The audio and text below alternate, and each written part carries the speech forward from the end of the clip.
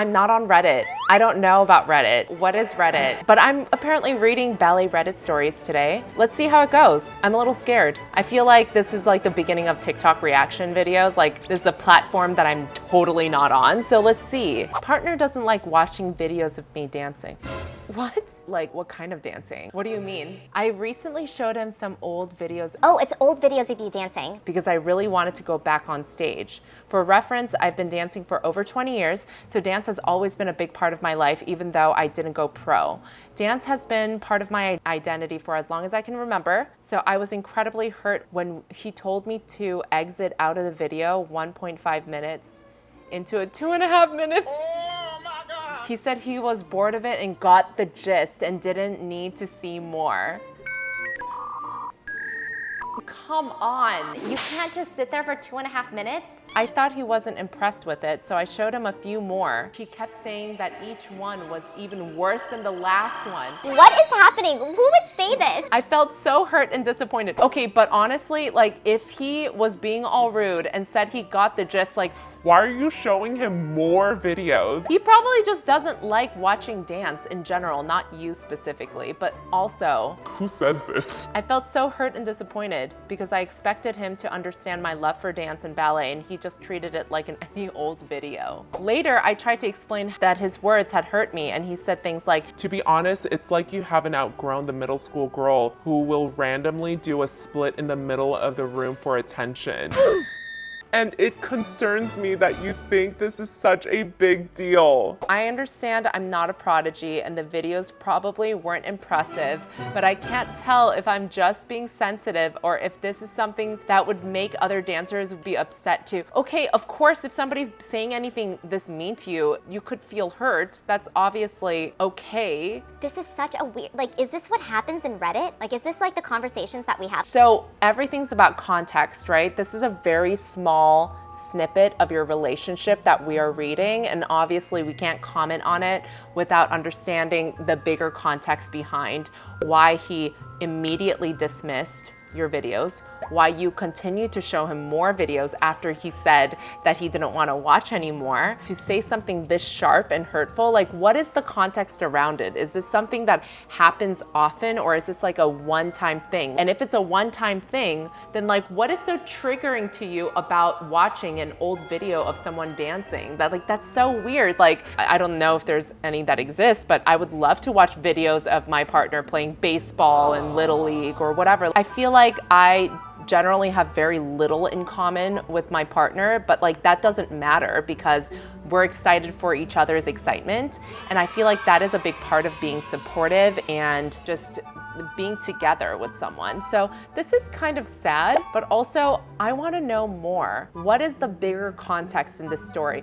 Oh my gosh. Now I know why people are on Reddit. Oh my gosh, I understand. This is like, tell me more about your drama. What happened then? I'm not here to judge other people's relationships based on a single snippet, but let's see what other people say. I mean this with gentleness and kindness. I don't think this man likes you very much. What you're describing here is someone treating you with contempt at worst or complete lack of consideration at best. Okay, fair. It isn't relevant whether he's interested in ballet or not. A loving partner will encourage your dreams and interests. Yes, I hope you continue to take your joy in pursuing dance because as adults, I think we are oddly discouraged from doing things just for the joy of it. Yes, I agree. You don't need to be a prodigy. You're not seeking attention. You just love something, and that's not something that should be looked down on by those that claim to love us.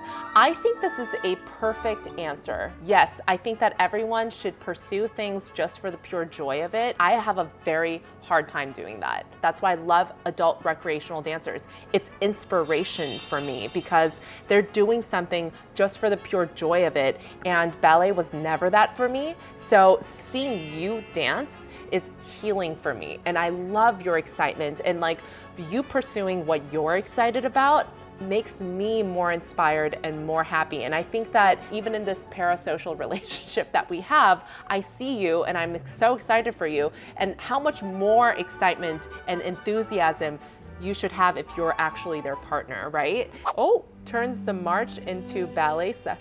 Oh, wait, is this real? Is this college basketball? Why is this so cute? Oh. What is happening right now? Is this choreographed? It's the Swan Lakers. Oh, that's so good. Angry upvote. You get out. All I could think was, damn, that's a travel. That's what I thought too.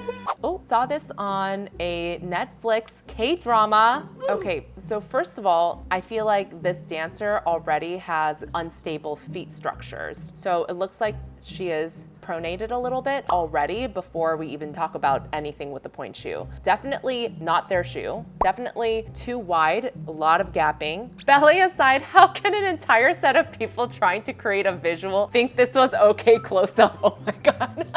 This whole thing is just wrong, but the inner left ribbon twisted in the back is criminal. Those aren't ballet shoes.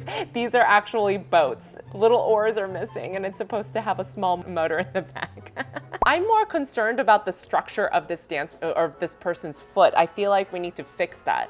I don't actually see a lot of dancers or professional dancers that just stand that way. So even if you're just standing flat and they're not really going up on point, like the structure seems just off to me. It's so funny that I can just tell this person's not a dancer just by how they're standing. It's such a tell, it's like a giveaway. Just from the back of the ankle, I can tell that it's not it. First day of ballet, now she doesn't want to go back. This is like My nightmare. I don't want to read this. Okay, my 4-year-old daughter loves Angelina Ballerina. She's been wanting to take ballet for months. We get her signed up, buy a leotard, shoes, go to class. She comes out sad, doesn't want to go back, didn't have fun. Turns out some kid told her that she wasn't a good dancer. Now, I know kids are going to be jerks and she's got to learn how to resolve these things. But shouldn't she also know that her dad's gonna back her up 100%? I think we've convinced her to try it one more time, under the condition that if the kid says something, she let the kid know she's a jerk or talk to the teacher. I don't want to be in the habit of solving all of her problems, but I want her to know that I'm going to go to bat for her when it comes down to it. What would you do?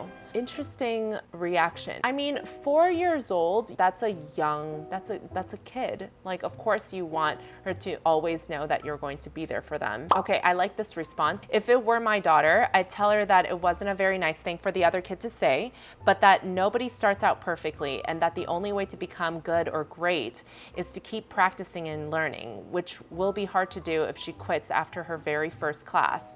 If the kid is mean to her again, she should tell him or her what she said hurt her feelings, and she wished that she'd be nicer to her. My daughter will be 4 in December, and I gotta say, she'd probably say something like that to another kid if she were in class with them and they weren't very good. Not to be mean, just to make an observation. But if the other kid told her that comment to make them sad, she'd apologize and hug them. That's so real. It's important to understand that, like, kids don't say things to be malicious sometimes, they just say things. 4-year-olds are 4-year-olds. They don't always think about how their words are going to affect someone else, but this really doesn't seem like a situation where a parent needs to step in and do anything. You know, I kind of agree. I know it's so hard, especially being a parent. There's so much advice out there, like literally everywhere I turn, on social media, on the internet, from people that I know. It's like everybody wants to give you advice. I feel like my mom did a really good job. She was a very hands-off mom, meaning I knew my mom was always going to be there for me, but I knew no one's going to come save me. And I think that really served me as an adult. I'm not saying that we should do this with 4-year-olds. That's a 4-year-old. Of course, like, you want them to know that you're there for them. Sometimes tough things happen, and I'm not here to give anybody else parental advice because we all have to do things our own way. But I think the most important thing to understand is to know your child and how they're going to react, because an advice that would work for one kid probably won't work for another. You just kind of have to customize it for them. Like, you know your kid and how they're going to react to things and how much protection they need versus how much independence they need. And everyone's a little different. And if I've learned anything from fitting pointe shoes for 22 years, I know that not one answer is a one-size-fits-all. Not one shoe is going to fit everybody. It's just how the kid is and how your relationship is for them. I think everybody has to just figure it out, and nothing's really that big of a deal as long as you love them. That's how I think. Opinions on my pointe shoes before I sew the ribbons. I'm traumatized. Can I get your opinion on this new pair of pointe shoes before I sew the elastics and ribbons? I'm honestly traumatized by this whole experience, which was supposed to be one of the most exciting moments in a dancer's life. Yeah, I got badly fitted twice for my first pointe shoes at 2 different stores, lost money both times since I had already sewn the ribbons, yeah, and ended up dancing in pain for the past 6 months. Yikes. Okay, the first pair was a block Hannah, the second one was a block Amelie. I went to a 3rd store and this time got fitted in the Merlet Prelude. I'm so sorry that you're going through that. You should not be in this much pain. It's not so bad. That's not bad. It looks like you're on top of your box. It's really hard to judge a shoe just through pictures. We can't see your pain. If I saw your feet, I could probably tell you a little bit more, but it looks okay to me. Like you look like you have enough range of motion in your ankles and your feet to be able to get over on your pointe shoes. These are pulling you back a tiny bit, but I know that Merlet historically is a little bit more comfortable than the other shoes, so it might be better in terms of comfort. I don't know. I would have to talk to you in person. So what's this? I just got home and somehow feel different swollen compared to how I felt a few hours ago when I was at the store. Yes, this is a big problem. So your feet change throughout the day, throughout the week, throughout the month, throughout the year. You have different feet. Especially if you're traveling to do pointe shoe fittings, your feet might feel differently in different locations. So people that come from Alaska or Hawaii or Florida, they come to California to get fitted for pointe shoes. You may go home to a totally different foot. So it is very, very difficult. So yes, if you know that your feet swell or shrink, then you should probably go after ballet class so that your feet are the closest to how it's going to feel while you're dancing. That's so crazy. I had no idea. Should I jump on Reddit? Do you guys need help? The difficult part is it's really hard to determine if your shoes are correct or not if I'm not talking to you, because I ask you specific follow-up questions according to what's going on. The biggest thing is make sure that your feet are warmed up, do a couple of tendus, do a couple of releves. If ballet dancers have to destroy every new pair of pointe shoes before using, why not make them better? My understanding is that professional dancers are basically getting a new pair daily. So why can't the shoe manufactured a way that doesn't require this? Or does this before the shoe is sold? It's because every dancer is just a little bit different. And even if you're at a professional level and you get your shoes customized, you still do more things to them to try to make it perfect. And some dancers don't break them in at all. I know that it seems like every single dancer does something to their shoes, but that's not true either. You're just not seeing the dancers on TikTok that don't do anything. But there are plenty of dancers that just sew their pointe shoes and put it on their feet. It's just, there's nothing to see here. So they're probably not putting it on TikTok. Just started ballet as an adult, yay! Will I be able to dance on pointe? Yes, before I even read it. Okay, hi everyone, I've been checking out some of the posts, enjoying the feedback everyone's willing to give. Question, I'm in my 30s, oh baby, and just started ballet for the first time in my life, yay! Do you think it's practically, realistically possible for me to dance on pointe? Yes, obviously. I think it's fantastic. There are dancers who started recreationally dancing when they're in their 50s and 60s and go on pointe. Not a question of age or anything. Sometimes it is a question of anatomy, and there are certain people with certain types of feet and ankles that are really, really difficult to go on pointe, but it's a lot safer for adults to go on pointe than children who are 10 years old. I think that you really have to be patient with yourself. I always say this about adult recreational dancers.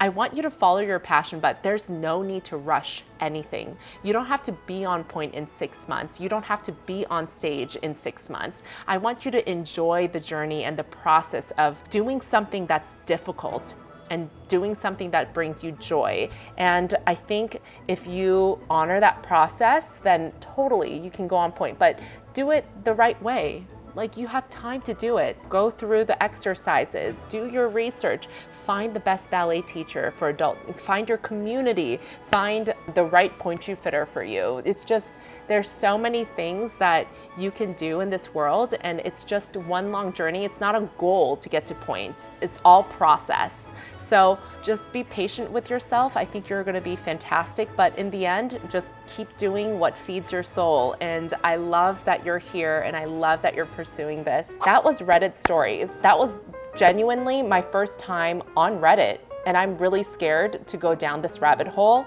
But if you like this series, please tag us, or I don't even know how you would let us know. Email us. Email us these stories if you want me to comment on it, if you want me to talk about any of the pointe shoe fittings that are popping up on Reddit. It looks like there's really good advice out there that I totally agree with. But yeah, I'm kind of scared to talk on Reddit. But if you guys want us to continue doing this, send us these stories. I'll see you guys later.